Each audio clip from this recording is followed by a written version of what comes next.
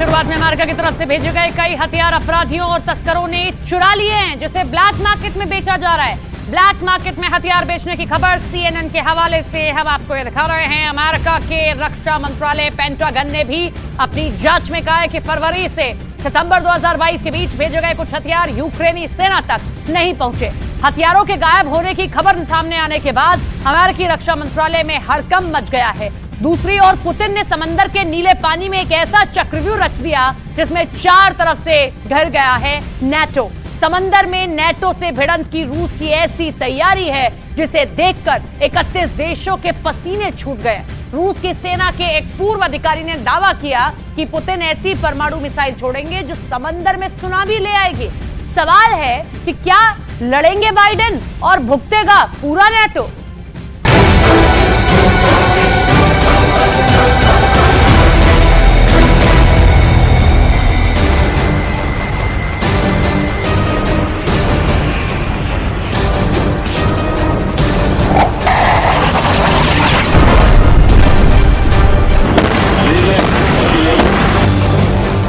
Norwegian सागर में नए युद्ध की चिंगारी।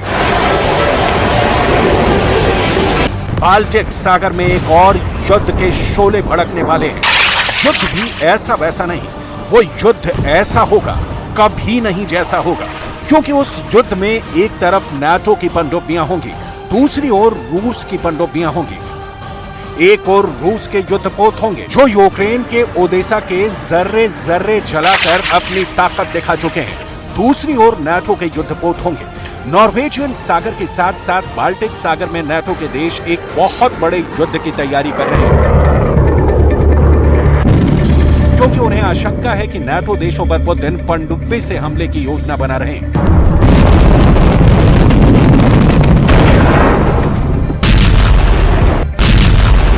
क्योंकि नाटो की सीक्रेट रिपोर्ट में कहा गया है कि यूक्रेन युद्ध से रूस की समंदर की नीचे की सेना को कोई नुकसान नहीं पहुंचा है।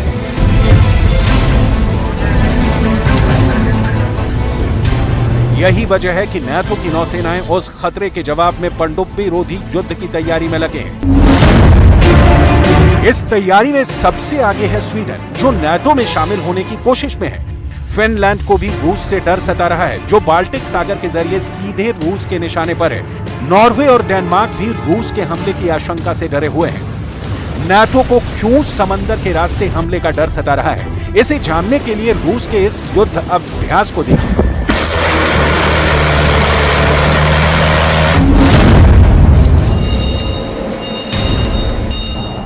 एक, दो,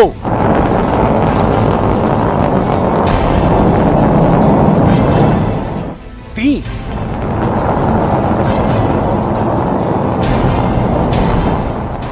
चार,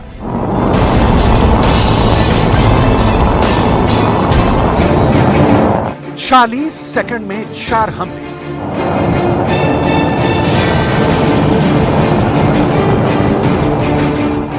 चार दिशाओं में 4 ठिकाने दहले। पुतिन हुए खुद समंदर में रूस का परमाणु युद्ध।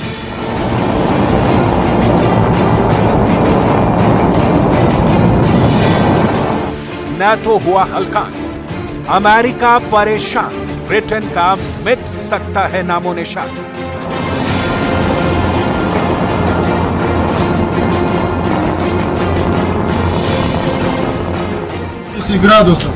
दिन में समंदर के अंदर से परमाणु हमला,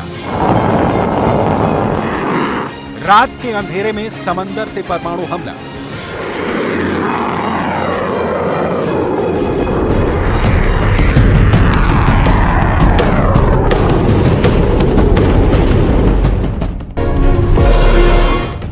ये रूस का परमाणु युद्धाभ्यास है। ये नाटो को डराने का पुतिन का प्रयास है। ज़ेलेंस्की इसे देख हताश हैं। बाल्टिक देश अनहोनी के खतरे से उदास हैं। आखिर रूस के इस परमाणु युद्धाभ्यास में क्या खास है?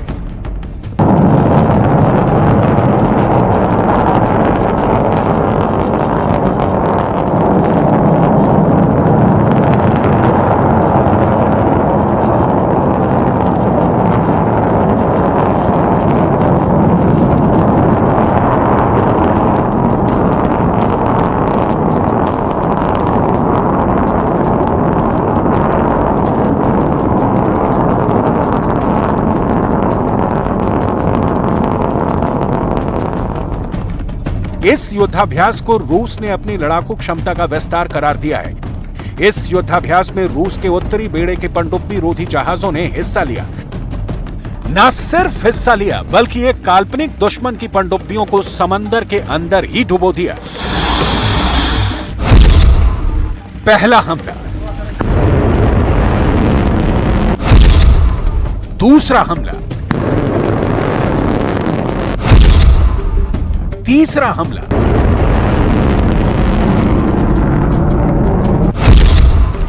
चौथा हमला, पांचवां हमला। ये हमले तो कुछ भी नहीं, रूस के युद्धपोतों ने जलजला ला दिया है। पुतिन की परमाणु सेना समंदर में कहां कहां अड़ी हुई है, रूस की नौसेना के किस कदम से दुनिया डरी हुई है, रूस ने समंदर को क्यों बनाया न्यूक्लियर वॉर का एपिसेंटर। समंदर में परमाणु बम का जाल बिछाकर रूस किसे टारगेट बनाने जा रहा है। रूस ने अपनी नौसेना के चारों बेड़े को हाई अलर्ट पर रख दिया है। रूस के चारों बेड़े के युद्धपोत मोर्चे पर डटे।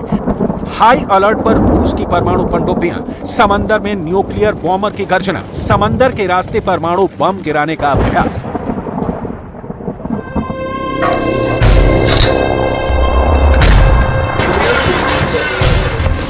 रूस के राष्ट्रपति व्लादिमीर पुतिन ने उत्तरी बेड़े को सुपर अलर्ट मोड में रखा है। पैसिफिक फ्लीट को सटीक परमाणु हमलों के लिए अपनी तैयारियों को परखने का काम सौंपा है। उत्तर और प्रशांत के बेड़े की मारक क्षमता को सोवियत दौर से ही जवाबी हमलों में मॉस्को के मुख्य हथियार के रूप में देखा गया है। इस बेड़े का इस्तेमाल रूस जवाबी हमलों के लिए करता आया है। ऐसे में पुतिन के आदेश पर रूस के चारों बेड़े की चौकसी का इशारा क्या है? क्या पुतिन समंदर के रास्ते कुछ बड़ा करने जा रहे हैं? रूस की नौसेना काला सागर में यूक्रेन पर नजर गड़ाए हुए है। हाल ही में नाटो में शामिल हुए फिनलैंड के रास्ते आने वाले खतरों से निपटने के लिए रूस के युद्धपोत बाल्टिक सागर में डटे हुए हैं। नाटो की हरकतों का जवाब देने के लिए रूस ने अपनी नेवी को आर्कटिक सागर में भी उतार रखा है। रूस का प्रशांत बेड़ा भी रूस के पूर्वी किनारे पर प्रशांत महासागर में सुपर एक्टिव हो गया है। बड़ा सवाल है, पूरब से लेकर पश्चिम तक और उत्तर से लेकर दक्षिण तक अपनी नौसेना को अलर्ट मोड में लाकर रूस क्या संदेश देना चाहता है? खासकर उत्तर में अपने युद्धपोतों से मिसाइल बरसाकर क्या रूस अमेरिका को चेतावनी देने की कोशिश में है? यही वजह है कि प्रशांत बेड़े के साथ साथ रूस का उत्तरी बेड़ा भी सुपर एक्टिव है।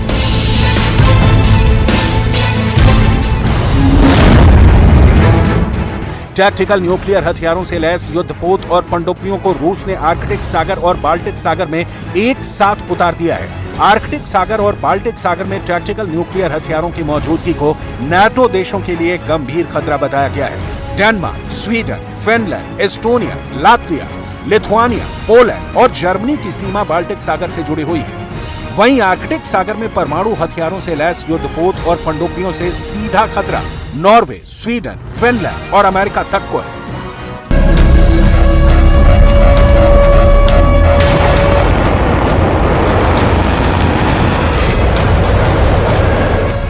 दावा किया गया है कि रूस की नौसेना ने अपने युद्धपोत एडमिरल गोर्शकोव को परमाणु हथियारों से लैस करके आर्कटिक सागर में उतार दिया है। दरअसल आर्कटिक क्षेत्र की जिम्मेदारी रूस के उत्तरी बेड़े के पास है।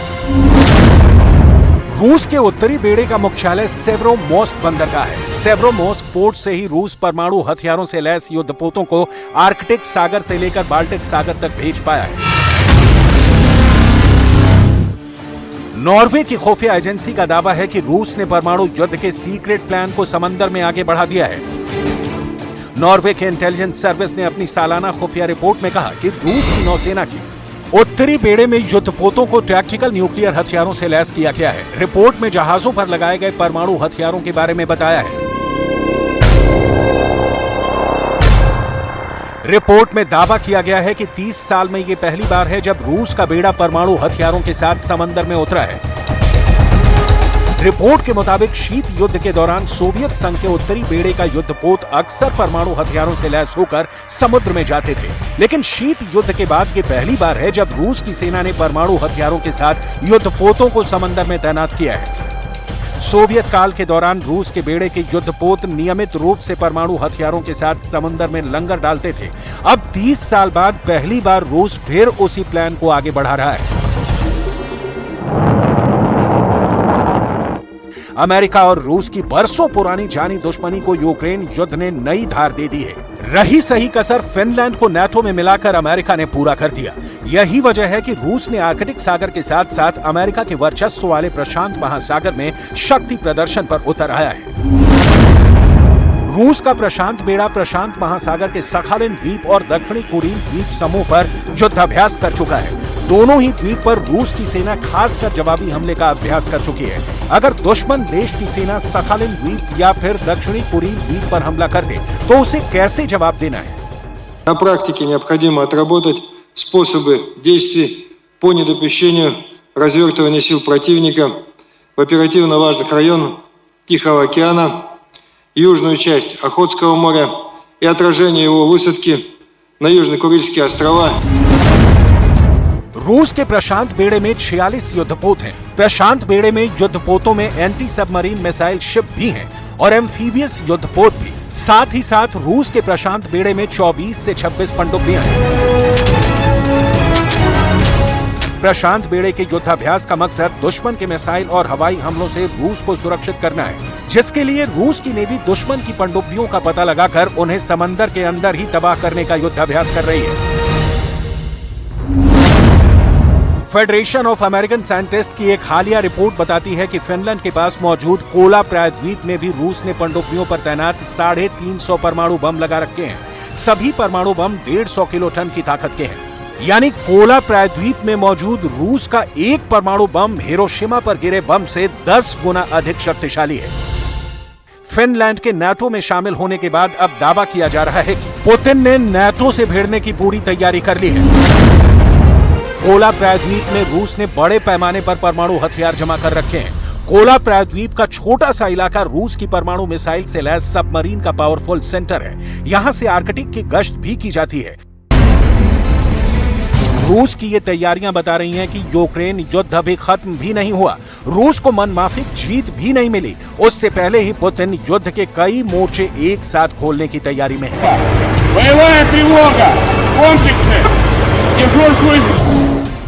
अगर नाटो के एक भी सैनिक के कदम रूस के खिलाफ पड़े तो समंदर में परमाणु बम फट जाएगा। अगर अमेरिका का एक भी जवान रोमानिया या एस्टोनिया से यूक्रेन की ओर बढ़ा तो रूस का परमाणु टॉर्पीडो ब्रिटेन की तरफ बढ़ जाएगा।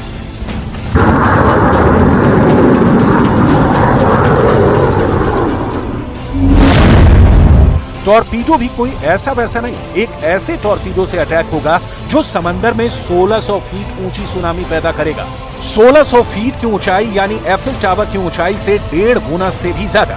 फ्रांस की राजधानी पेरिस की पहचान में शुमार एफिल टावर की ऊंचाई 1083 फीट है। यानी रूस का परमाणु टॉर्पीडो समंदर में विस्फोट के बाद एफिल टावर से भी 1.5 गुना ऊंची रेडियो एक्टिव लहरें पैदा करेगा। रूस की सेना के पूर्व अधिकारी येवगेनी बुजेंस्की ने दावा किया कि अगर नाटो ने यूक्रेन में कदम रखा तो पुतिन ऐसी परमाणु मिसाइल छोड़ेंगे जो समंदर में सुनामी ला देगी।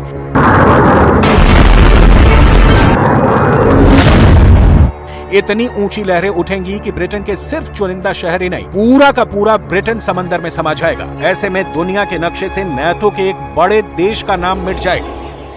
Принят на вооружение циркон, который, я думаю, вот-вот будет применен в ходе ведения боевых действий. दावा है कि इसके लिए रूस ने अपना नया टॉर्पीडो तैयार किया है, जिसे दुनिया पोसाइडन टॉर्पीडो के नाम से जानती है। रूस का कहना है कि पोसाइडन टॉर्पीडो से प्रहार दुनिया की सबसे बड़ी पनडुब्बी बेलगरद से होगा। विशेषज्ञों का मानना है कि ऐसे हालात में रूस की पनडुब्बी ब्रिटेन में 2 ठिकानों से हमला कर सकती है। पहला ठिकाना है उत्तरी सागर, दूसरा ठिकाना है टेम्स नदी का मुहाना, जहां से अगर पोसाइडन टॉर्पीडो फट गया तो पानी की सतह से एक सुनामी की लहर उठेगी और लंदन को डुबो देगी। रूस की न्यूज एजेंसी तास की खबर के मुताबिक रूस ने परमाणु सुनामी लाने वाले पोसाइडन टॉर्पीडो का पहला सेट तैयार कर लिया है। रूस की न्यूज एजेंसी के मुताबिक पोसाइडन परमाणु टॉर्पीडो को बेलगरद पनडुब्बी पर तैनात करने के लिए विकसित किया गया है। बेलगरद पनडुब्बी और उस पर पोसाइडन न्यूक्लियर टॉर्पीडो, ये पुतिन के हथियारों की ऐसी घातक जोड़ी है जो पूरी दुनिया से जीवन का नामो निशान मिटा सकती है। दरअसल रूस का लक्ष्य सिर्फ यूक्रेन युद्ध को जीतना नहीं है, नाटो को पस्त करना भी है। रूसी सेना की ये तैयारी पुतिन के भविष्य वाले वॉर प्लान का संकेत दे रही है। ये पुतिन का नया कॉन्फिडेंस है, ऐसा आत्मविश्वास जो उन्हें यूक्रेन के बाद नाटो के साथ बड़े युद्ध के लिए तैयार कर रहा है, जिसके लिए समंदर में परमाणु हथियारों से लैस रूस के युद्धपोत और पनडुब्बियां पूरी तरह से तैयार हैं।